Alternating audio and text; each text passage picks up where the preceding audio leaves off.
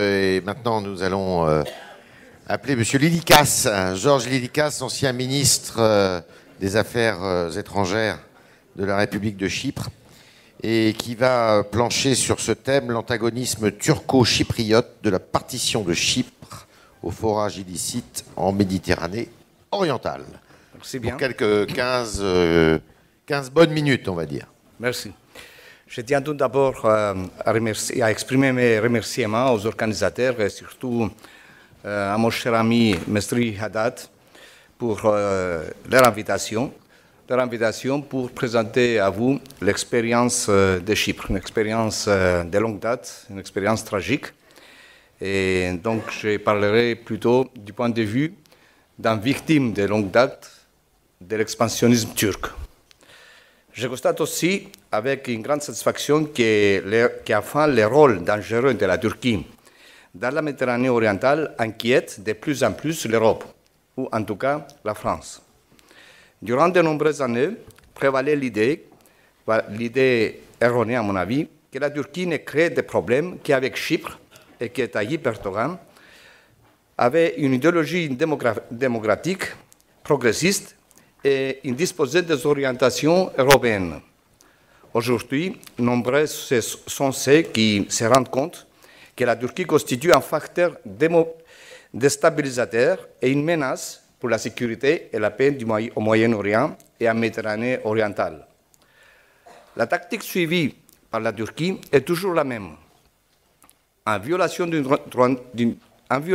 droit international, elle intervient militairement mais politiquement aussi dans les affaires internes d'autres États, contestant leurs droits souverains légitimes et leur intégrité territoriale. Malheureusement, l'Union européenne et la communauté internationale, au lieu de condamner et d'imposer des sanctions sévères à ces pays, tolèrent ces actes provocateurs et la récompensent en lui reconnaissant un rôle et en lui donnant voix aux négociations pour l'avenir des pays de la région. C'est bien le cas des réfugiés syriens aussi, problème auquel d'autres orateurs ont parlé tout à l'heure. Alors que tout le monde sait que le soutien d'Ankara à l'État islamique, à Daesh, a contribué à l'émergence du problème des réfugiés, l'Union européenne permet à la Turquie de marchander, de commercialiser, je dirais, les réfugiés pour tirer des profits économiques et politiques. En ce qui concerne les relations entre Chypre et la Turquie, permettez-moi de faire un très bref rappel historique qui vous aidera à mieux comprendre le développement actuel ainsi que les objectifs et les plans turcs. Bien que la Turquie a renoncé à tout droit sur Chypre par le traité de Lausanne en 1923, dans les années 50, avec l'aide de la Grande-Bretagne, elle a revendiqué la partition de l'île et son double attachement, en partie à la Grèce et en partie à la Turquie. Après une lutte contre les forces coloniale britannique, la République de Chypre fut proclamée indépendante en 1960 avec un caractère bicommunautaire et des privilèges particulièrement favorables pour les Turcs de Chypre. Les Chypriotes turcs ont occupé 30% des ministères et des sièges parlementaires et 40% des postes dans la fonction publique, bien qu'ils représentaient à peine 18% de la population. Les Britanniques ont réservé à eux-mêmes des bases militaires qu'ils ont qualifiées de souveraines.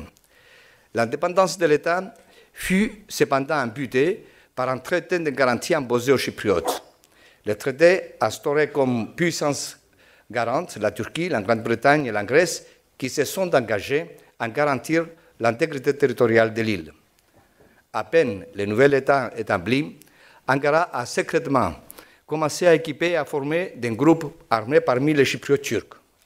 2 ans et demi seulement après la constitution de l'État, sous les instructions d'Ankara, les Chypriotes turcs se sont retirés de tous les postes qu'ils occupaient et se sont installés dans des zones à population principalement chypriote turque, créant ainsi des enclaves séparées et inaccessibles. En 1964, 4 ans après l'indépendance, après une insurgence armée des Chypriotes turcs, la Turquie a bombardé l'île et attendait d'envahir Chypre en exigeant de nouveau sa partition. L'exigence turque fut rejetée par un rapport du représentant spécial du secrétaire général de l'ONU, car il n'existait aucune base géographique ni démographique pour un tel arrangement. La partition impliquait le déplacement forcé des populations, ce qui est contraire aux principes et aux valeurs de l'ONU. Malheureusement, la base démographique et géographique de la partition fut créée par la Turquie en 1974, sous prétexte d'un coup d'État perpétré par la junte grecque des colonels pour renverser l'archevêque Makarios, président de Chypre. En invoquant sa qualité du pays garant, la Turquie a envahi Chypre, occupant 37% du territoire et expulsant plus de 200 000 Chypriotes grecs de leurs terres ancestrales pour y installer, à ces terres, des Chypriotes turcs qu'elle a déplacés du sud dans des zones occupées. Je fais remarquer ici qu'après l'adhésion de Chypre à l'Union européenne en 2004, en réalité, la Turquie, elle occupe de son armée du territoire européen. Depuis lors, Ankara met ses temps à profit pour créer de nouveaux faits accomplis. En 1983, elle a créé la soi-disant République turque de Chypre du Nord, proclamée nulle et inexistante par le Conseil de sécurité des Nations unies, et reconnue uniquement par la Turquie.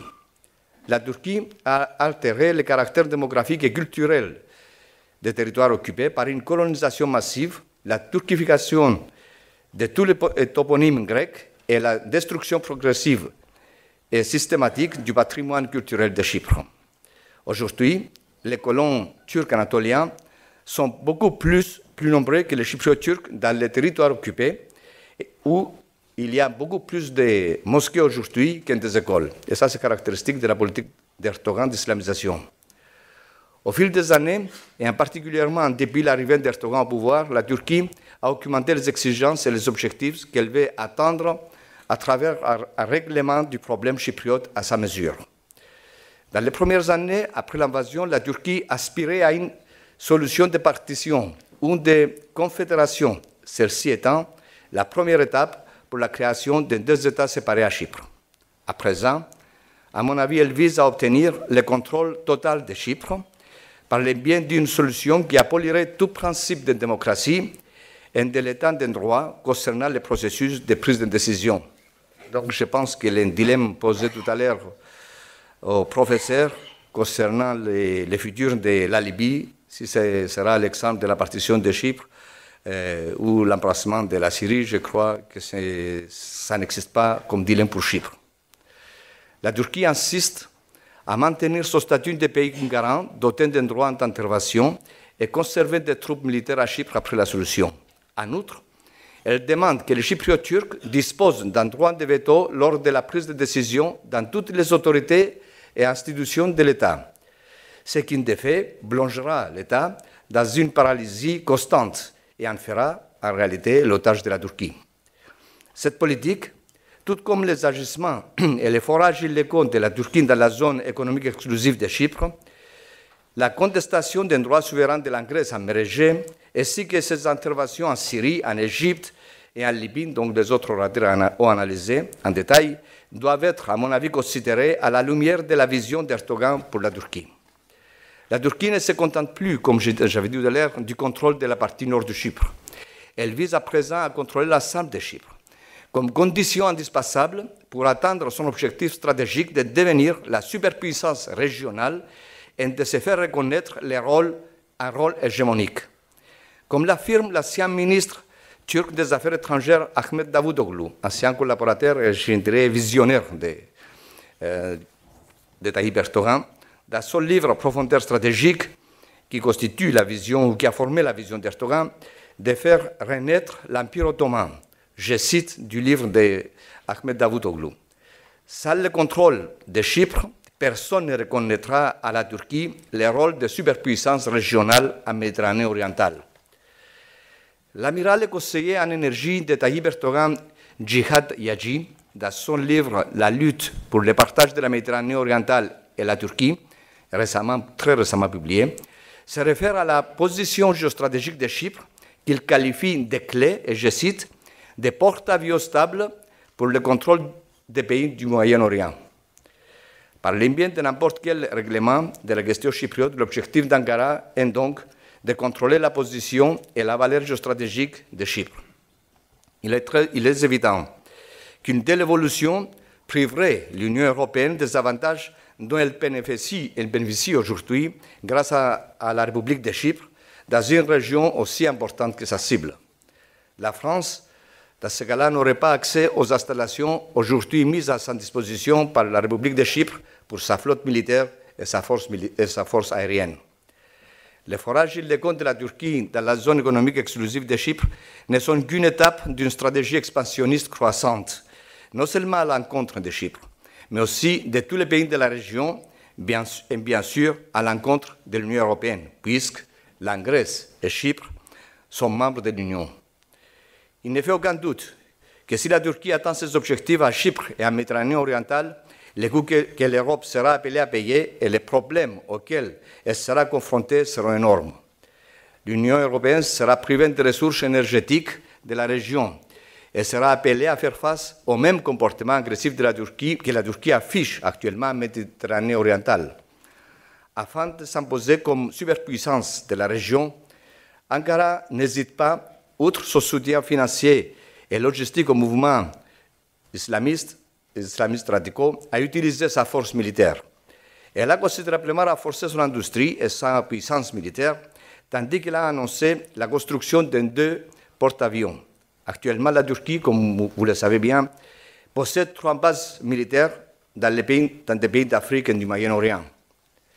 Lorsque la Turquie a entamé ses activités de forage illégal dans la zone économique exclusive de la République de Chypre, elle a d'abord exigé que nous suspendions notre programme énergétique jusqu'au règlement de la question chypriote, prenant ainsi l'extraction du gaz naturel en otage, puisque le règlement du problème de Chypre dépend entièrement de sa volonté.